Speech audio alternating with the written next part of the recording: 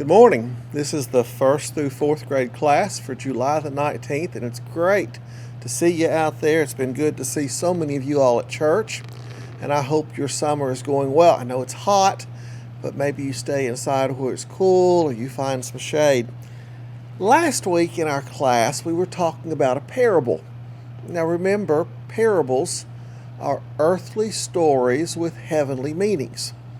Jesus would tell parables to people because they could understand the earthly story. They were familiar with what he was talking about, sowing seeds in a field or fishing or finding a treasure. They understood that. But then there was always a meaning there that they needed to learn. Sometimes the parable helped them learn it. Sometimes the parable really caused them not to understand it until they were ready.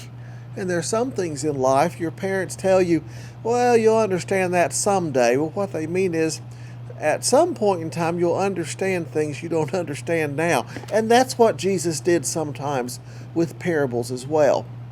Now, last week in our class, we talked about a man who found a treasure in a field.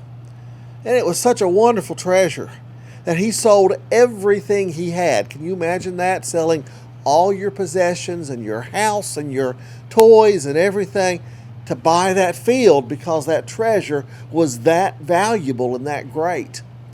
Well, we mentioned a second parable that was very similar to that one.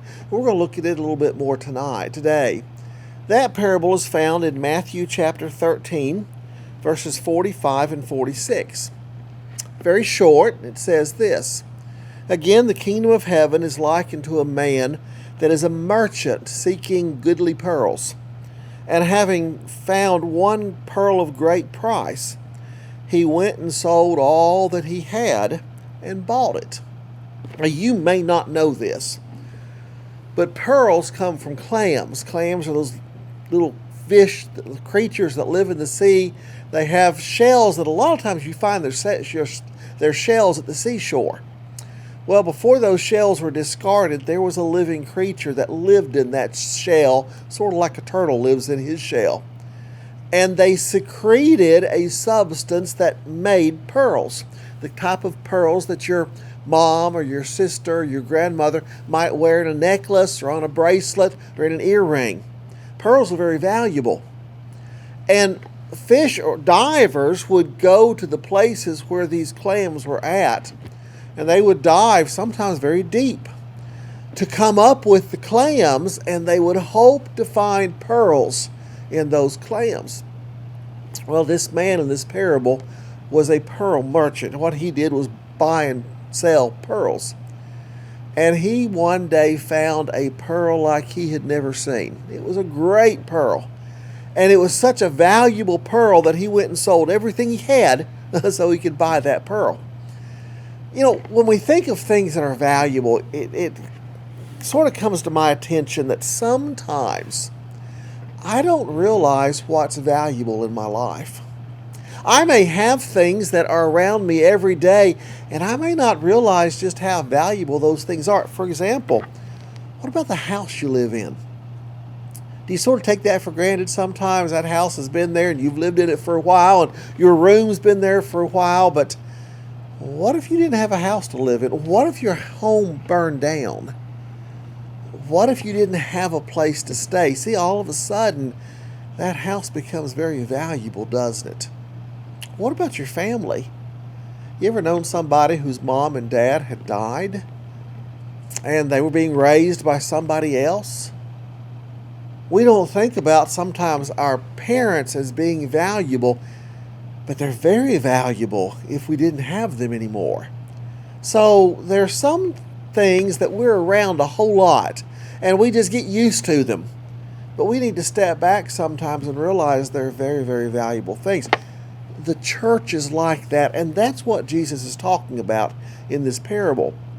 That pearl of great price is the church, God's kingdom, God's family.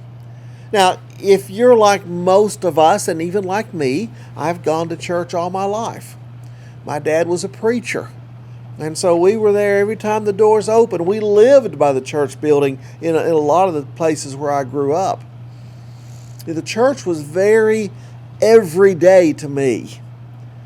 And at some point in time, I had to make the connection that the church was really very valuable. It was something I wanted to give my life for. I wanted to live with the church as the most important thing in my life, more important than my job, really even more important than my family, because this is God's kingdom.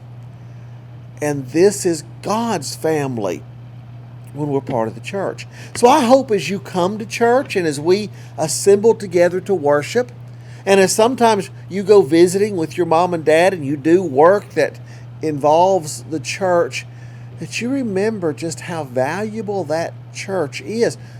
Jesus died for the church. He died on the cross to purchase the church. And by doing that, my sins are purchased when I obey Him and become a member of that church. So remember that man who found a pearl of great price. And remember that in the church we have that pearl of great price. I hope you all have a great week. I realize school's getting closer and closer, and maybe that's a good thing. Maybe you'll be eager to go back and to see your friends. Hope to see you at church Sunday. And until next time, you have a great week.